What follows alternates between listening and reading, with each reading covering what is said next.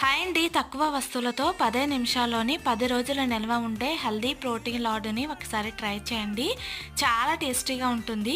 ఒక ప్యాన్‌లోకి 2 స్పూన్ల నెయ్యినైతే వేసుకొని, అది కరిగిన తర్వాత ఎండు కొబ్బరి ముక్కలైతే వేసుకొని, దాంట్లోకే 10 జీడిపప్పులు, 10 బాదం పప్పులు వేసుకొని లైట్ కలర్ వచ్చేంత వరకు వేగించి సైడ్‌కైతే తీసుకోండి.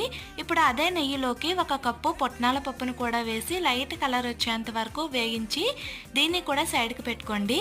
ఇప్పుడు ఒక మిక్సీ జార్లోకి మనం ముందుగా వేగించుకున్న వాటిని వేసుకొని ఇలా మెత్తగా గ్రైండ్ చేసుకున్న తర్వాత 2 యాలకులు, పుట్నాల పప్పు, అలాగే తురుముకున్న బెల్లాన్ని 1.5 కప్పు వేసుకొని మళ్ళీ గ్రైండ్ చేసుకొని ఒక బౌల్లోకి తీసుకొని కాచి చల్లార్చిన నెయ్యిని వేసుకొని కలుపుకోండి. దాని తర్వాత ఇలా లాడులాగా చేసుకుంటే మన హెల్దీ ప్రోటీన్ లాడు అయితే రెడీ అయిపోయిందండి.